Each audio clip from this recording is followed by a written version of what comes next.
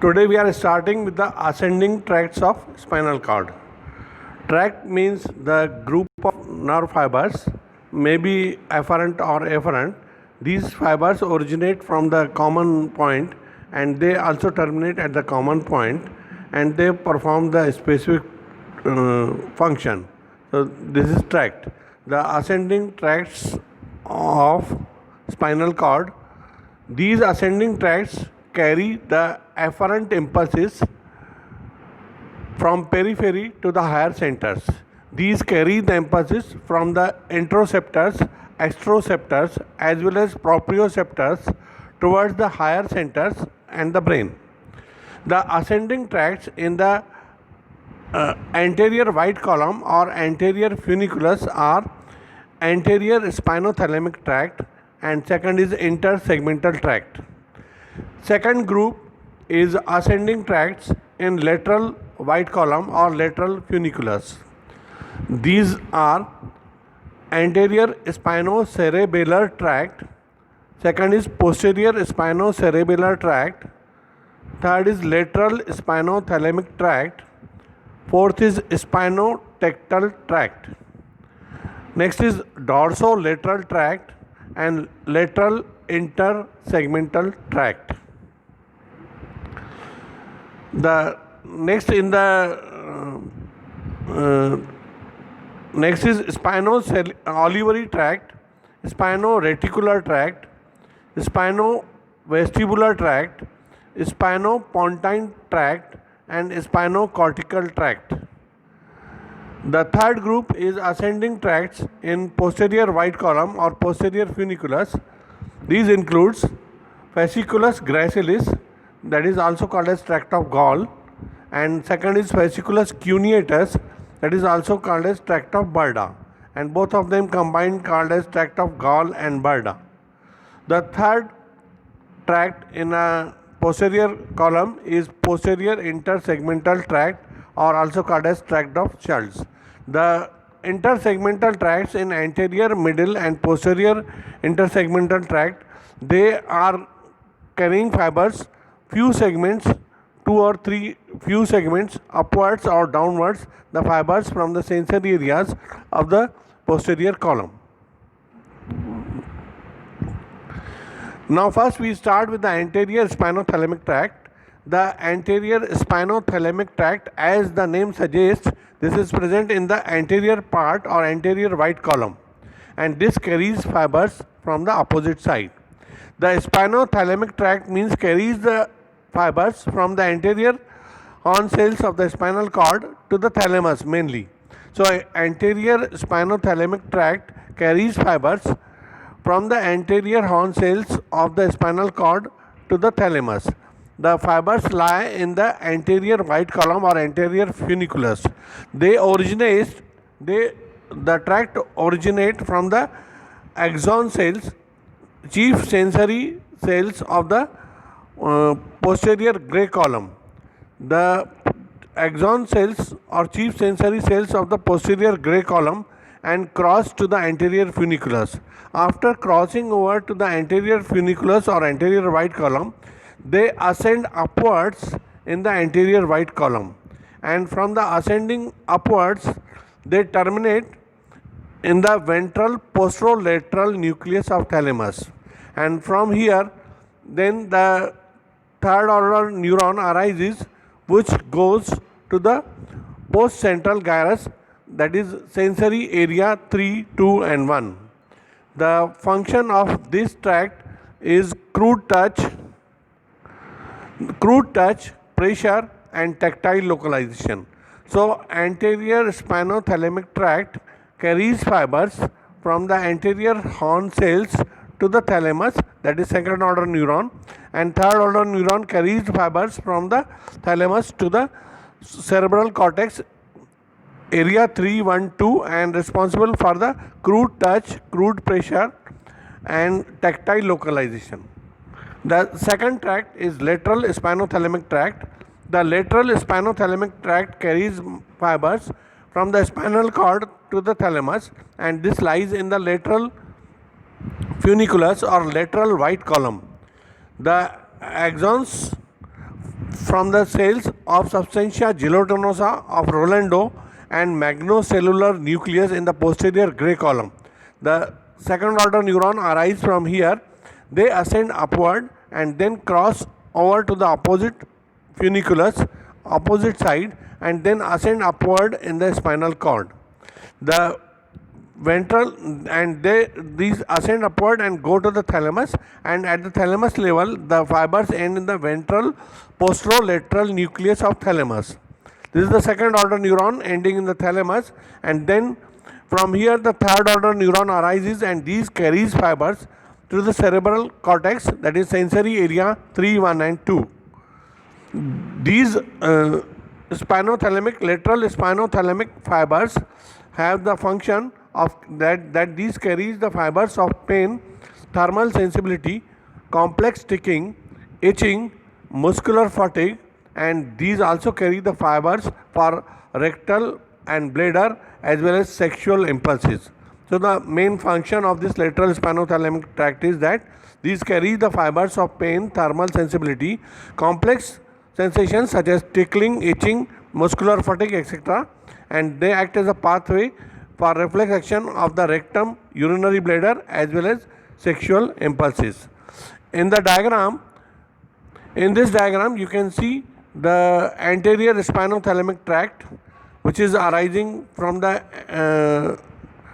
anterior horn cells here, posterior horn cells. First you can see the red lining at the bottom. This is posterior horn cell. The posterior horn cell is the first order neuron. The dendrite of this posterior horn cell will carry the impulses from the periphery of the limb to the posterior horn cell, and then the axon of this posterior horn cell enter the spinal cord in the posterior column. The posterior column is the sensory area in the spinal cord, and from here the second order neuron, which arises here, cross over to the anterior white column and then ascend upwards. You can see the green graph ascending upwards up to the level of thalamus. They end in the thalamus in the ventral part of the posterolateral nucleus, and the third order neuron arises from the thalamus, and fibers ascend upwards and end in the sensory area of the cerebral cortex, area 3, 1 and 2. So this is about the anterior spinothalamic tract. The next diagram, you can see the lateral spinothalamic tract.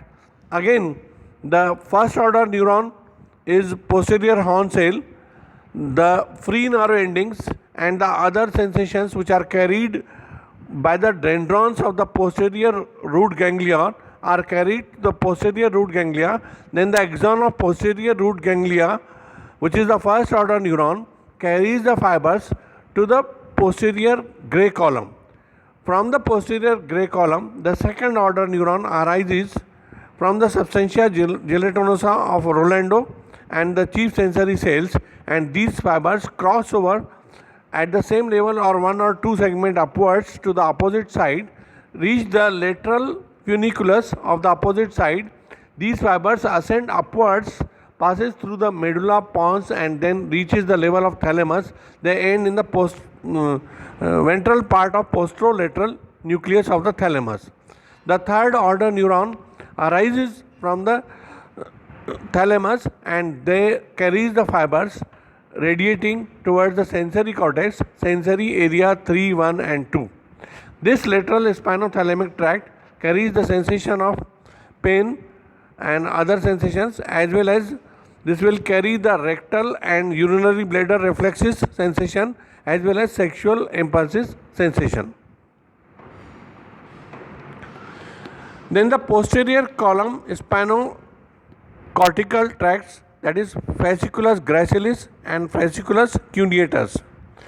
In the posterior white column or posterior funiculus of the spinal cord, the medial fibers are fasciculus gracilis fibers, and the lateral fibers are cuneatous fibers formed by the axons of the dorsal root ganglion.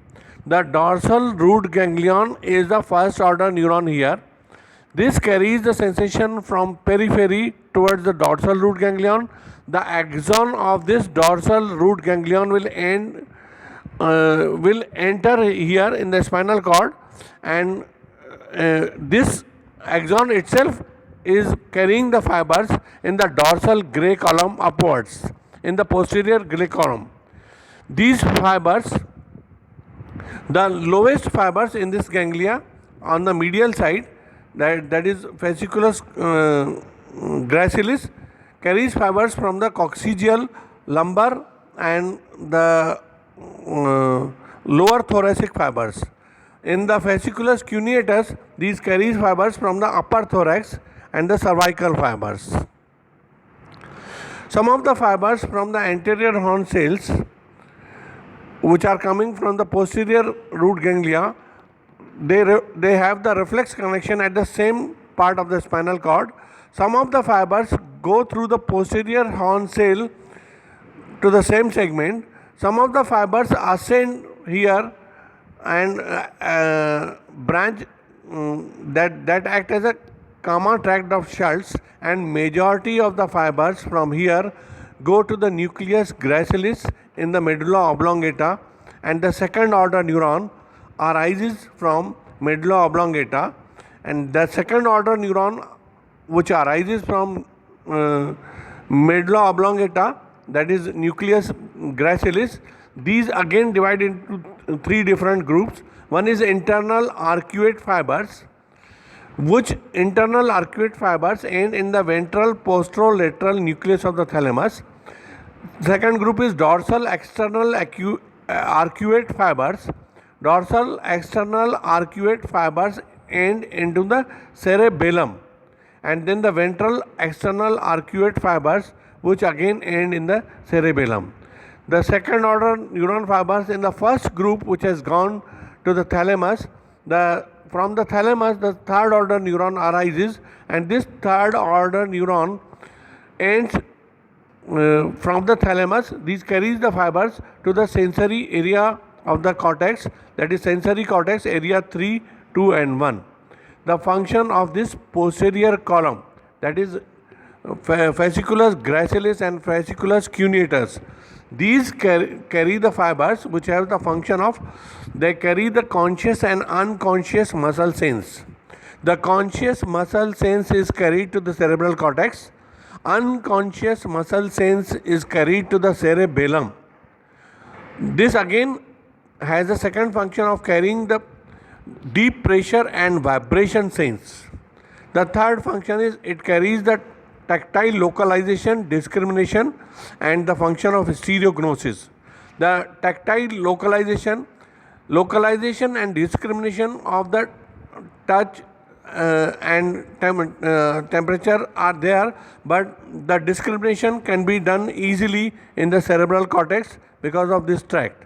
The stereognosis, complex sensation, is again carried by this tract.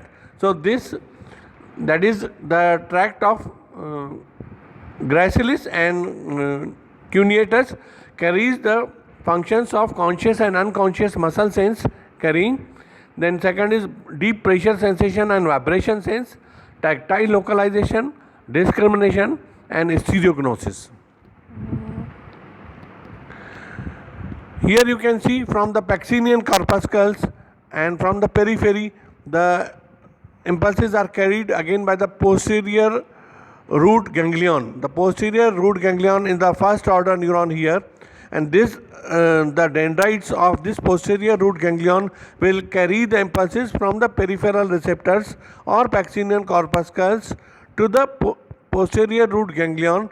Then the axon of this posterior root ganglion cell carries the fibers to the spinal cord, ascend upward in the dorsal column of the spinal cord. The first order neuron itself ascend up to the medulla and end into the nucleus gracilis. The second order neuron arises from the medulla nucleus gracilis, and this crossover to the opposite side and carries the fibers in the medial lemniscus up to the level of thalamus. The second order neuron ends in the thalamus and carries the fibers from the thalamus to the sensory cortex, that is area 3, 1 and 2 in the cerebral cortex. This is the again diagram. You can see the tract of Berda. This arises from the higher level, from the upper part of the thorax and the neck area. The gracilis tract, you can see the again first order neuron is posterior root ganglia carrying fibers from pacinian corpuscles or other fibers. These ascend upward in the posterior column. They end in the nucleus cuneatus of the medulla. From here the second order neuron arise, which immediately cross over to the opposite side. The second order neuron crosses here after arising from medulla.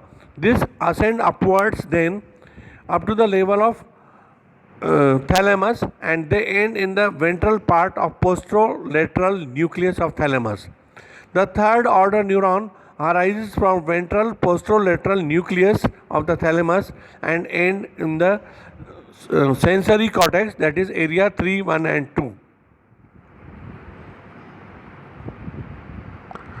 The next diagram is again same diagram showing the same things. The next tract you can see is ventral and dorsal spinocerebellar tracts.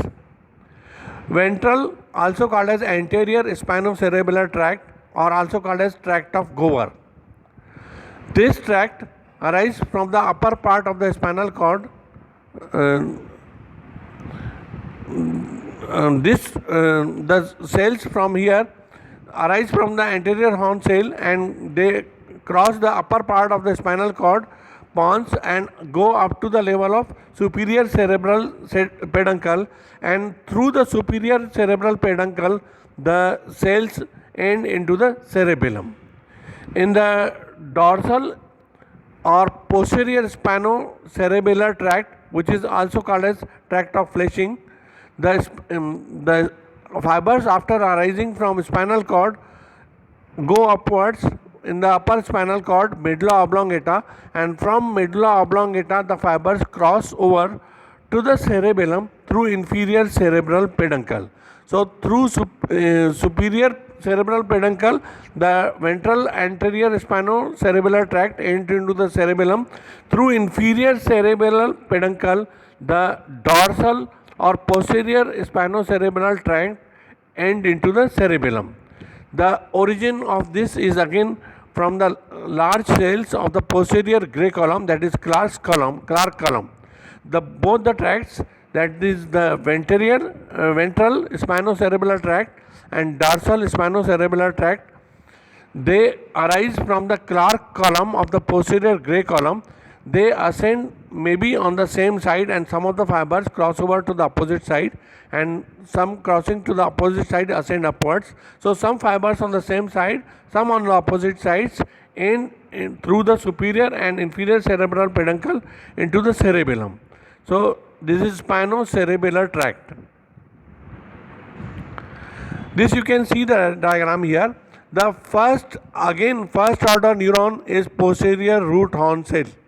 The posterior root horn cell carrying the fibers from the receptors through their dendron to the posterior horn cell. Then the axon of this posterior horn cell synapse in the posterior gray column of the spinal cord and synapse with them. The second order neuron arises from the Clark column of posterior gray horn. The fibers ascend upwards, some of the fibers on the same side, some of the fibers may cross over. They ascend upwards through the upper part of the spinal cord and up to the level of medulla.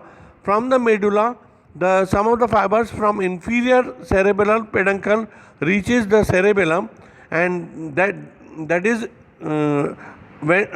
dorsal spinocerebellar tract. Some of the fibers you can see after reaching the pons passes through the superior peduncle into the cerebellum, and these will carry the ventral spinocerebellar tract.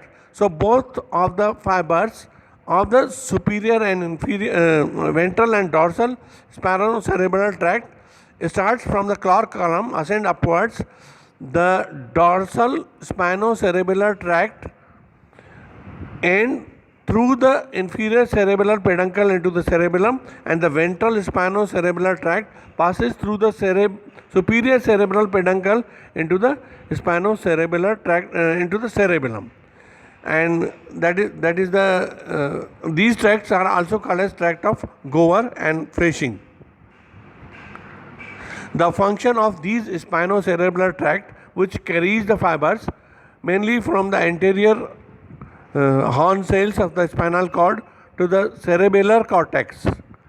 They carry the proprioceptive, unconscious kinesthetic sensation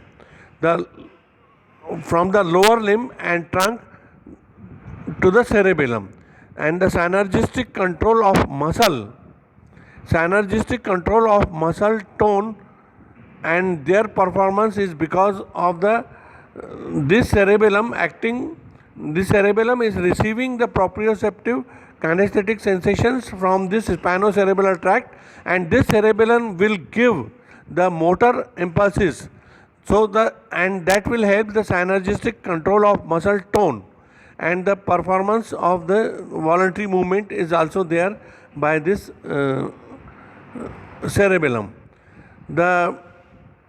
From the upper limb, the fibers are carried by the tract of cuneatus, and this is carried through the posterior external arcuate fibers to the cerebellum, and cerebellum in turn will have a synergistic control of the muscle tone and voluntary movement of the upper limb.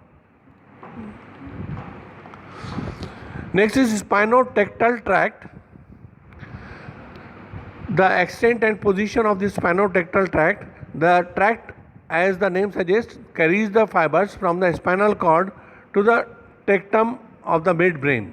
The fibers arrived from the spinal cord goes up to the superior colliculus in the tectum.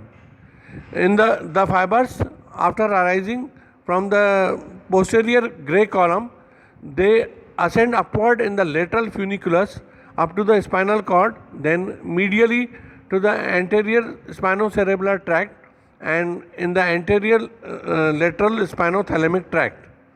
The fibers originate and they arise from the chief sensory cells of the posterior gray column.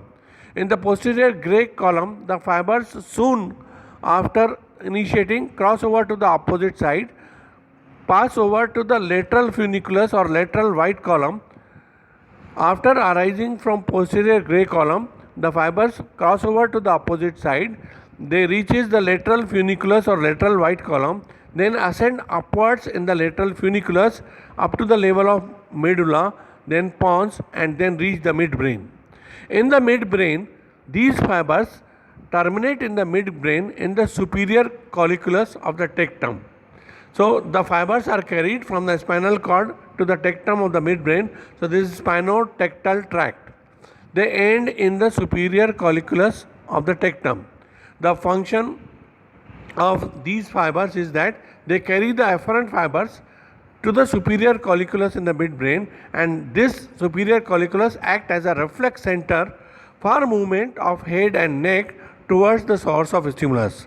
Suppose someone calls you or on the right side, then you turn your head to the right side, so the movement of head and neck is there towards the source of stimulation, and this superior colliculus act as reflex center for this movement of head and neck, and this spinotectal tract carries the sensory fibers to this superior colliculus. Then a spino-reticular tract is there, which carries the fibers from spinal cord to the reticular formation. These fibers are carried in the anterior white column or anterior funiculus of the spinal cord. The cells arise from the dorsal gray column. The cells arise from the dorsal gray column of the spinal cord at all levels of the spinal cord. they ascend upwards into the anterolateral white column, and they terminate in the reticular formation.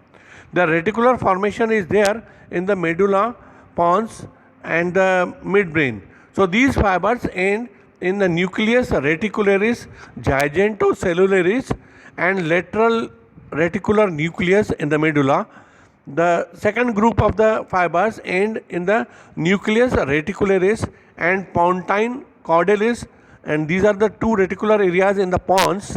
And third group of fibers from here, they end in the formatio reticularis in the midbrain, that is reticular formation part in the midbrain, and the sum of the fibers from this spino-reticular fibers end and act as a collateral to the thalamus and hypothalamus.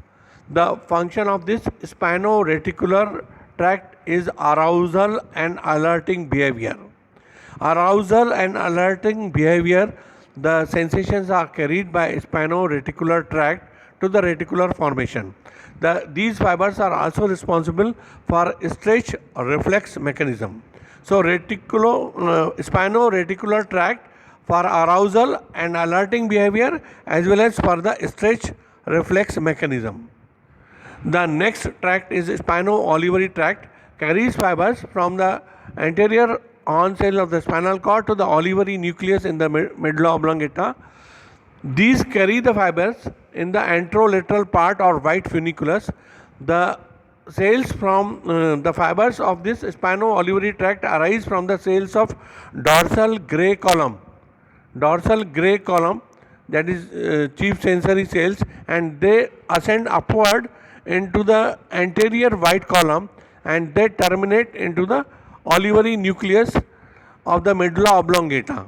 And from here, medulla oblongata, olivary nucleus, the fibers are projected to the cerebellum, and these have the function of proprioception. So proprioceptive sensation is carried by spino-olivary tract from the spinal cord to the olivary nucleus in medulla. From the olivary nucleus in the medulla, the fibers are projected further to the cerebellum so that the sensation reaches the cerebellum. So unconscious proprioceptive sensation reaches the cerebellum through this spino-olivary tract. Here you can see the pontine nuclei, vestibular nuclei, medullary reticular formation, the fibers carrying the ascending tracts from the spinal cord to these nuclei are there. So spino-pontine fibers are there, spino-vestibular fibers are there, spino-reticular fibers are there.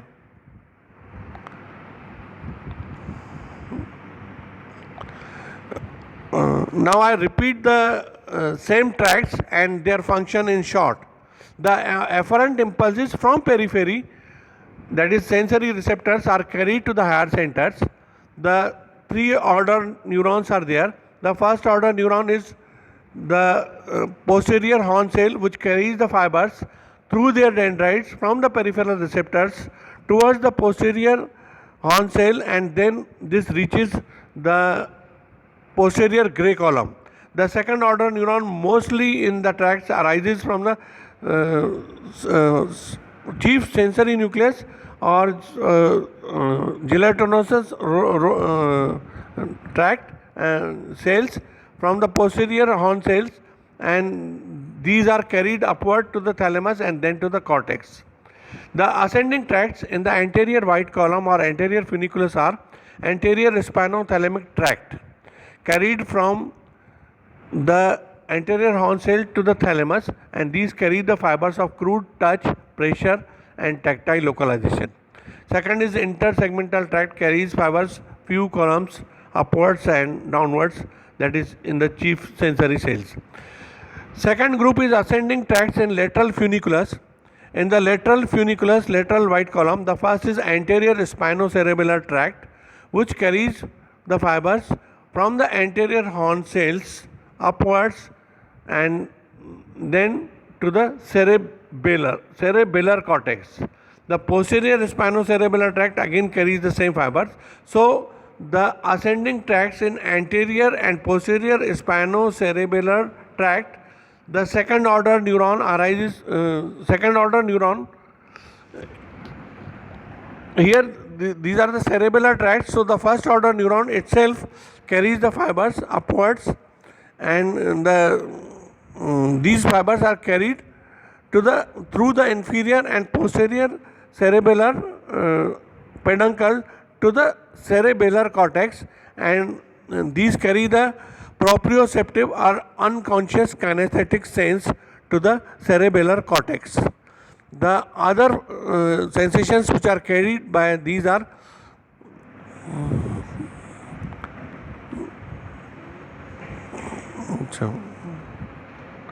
then third one is the lateral spinothalamic tract, which carries the sensation of pain, thermal sensation, complex sensations such as stereognosis, then rectal and bladder reflexive sensation and sexual impulses.